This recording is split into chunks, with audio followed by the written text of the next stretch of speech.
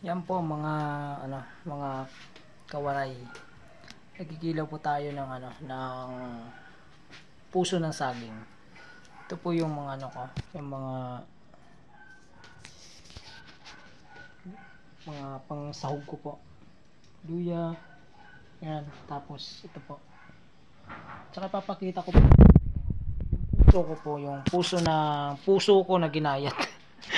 Doon sa puso ko na ginayat. Yung puso po, yung ginawa ko po doon sa puso. Kunwari po ito ay puso. Dinaga ko po siya. Hiniwa ko lang ng 4. Ginayat ko siya ng 4. Tapos, yun po, linalaga ko po siya. Ayun po. Pasensya na po kayo sa pang video ko. Malabo at saka sira na rin po yung cellphone. Ayan po, linalaga ko po yung yung puso. Dahil po doon ay, pag malaga na po siya, ay himayin po natin ng pira-piraso. At himayin po natin ng paliliit. Gagayatin natin. Para mapigaan din natin siya. Matanggal natin yung dagta. At saka, ito yung gagawin nating yung pampabango. Yung nyug na sinunog ko. Sinunog na yun. Mamaya, mga kawaray. Antay. Wait lang po mga kawaray. Papakita ko po sa inyo kung paano po nalaga ko po yung puso. Ayan na po mga kawaray. Buhos na po natin yung puso na linaga. Laga na kasi siya eh. Ito po natin buhos. Yun. Madilim.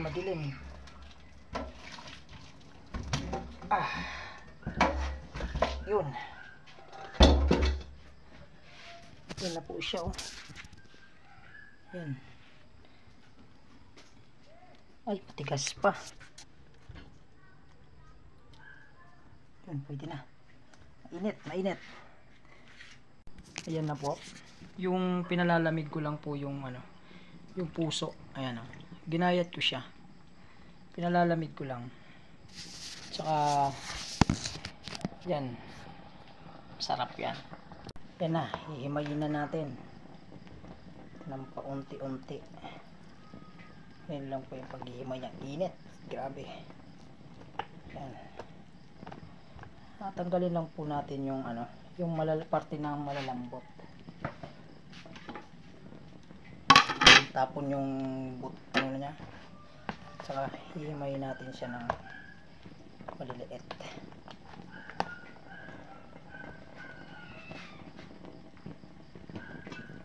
Ulit. Ganun lang po yung kasimple yung pagkilaw ng puso. Yung iba kasi nagkikilaw ng puso ginagayat ng maliliit. Hindi po. Ang tama pong proseso ng pagkikilaw ng puso, ginaganito po talaga. Dinalaga siya ng lagang-laga, lutong-luto. Tapos tsaka mo siya kunin, pag lagang-laga na, himayin mo siya ng ganito para malambot. Tsaka mapipili mo dun yung matigas at tsaka yung malambot. Kung saan yung parte na pwede mo na ihalo. Ganun lang po yung kasimple. Yung pagkikilaw ng puso. Tsaka ito, grabe po ito matagal po ito mapanis. Sobra matagal nito mapanis. Kahit patagalin pa ito ng mga 3 araw, dito mapapanis.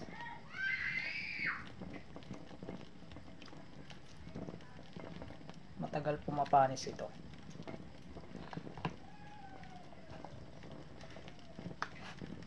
Dahil po ay babad ito sa suka at saka sa kalamansi. Ito, mga part na ganito na matitigas, wag mo nang isama.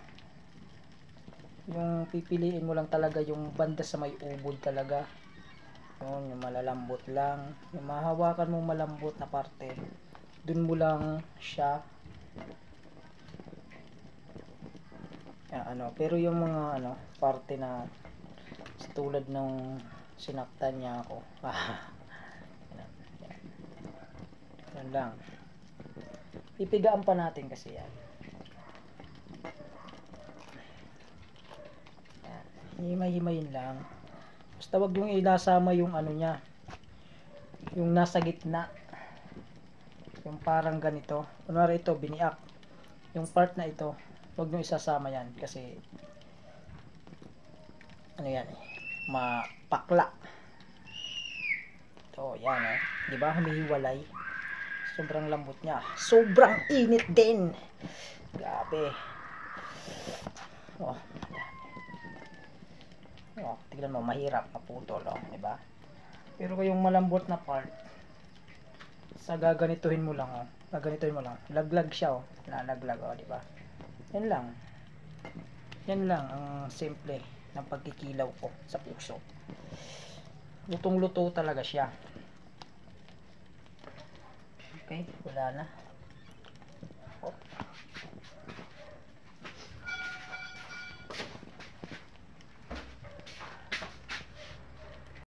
At saka next na gagawin natin, pipigaan natin siya.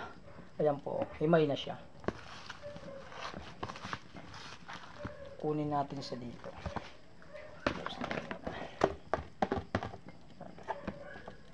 Yan. Yan po, ayan o. Pipigaan natin siya para matanggal yung dagta niya. Yan o, diba? Yan. Labas. Matubig kasi. Yan o. Napigaan na natin. Para kang nagkilaw nito ng isda. Mas masarap pa to sa isda. Ganito ako magkilaw ng puso. Huwag kayong mag-alala, wala ng bakterya yung kamay ko na yan.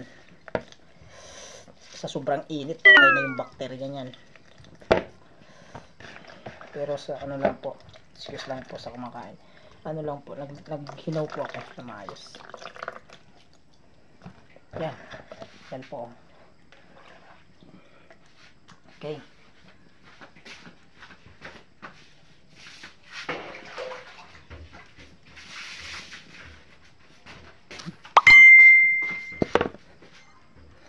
Okay, magpa-part 2 po tayo dun po sa pagtimpla na ng ano, ng mga panlagay niya. Bye-bye mga kawaray. Subaybayan nyo para mapanood nyo yung kinilaw na puso ko. Kinilaw ng puso ng saging. Kung paano siya ginawa. Saan lang mga kawaray.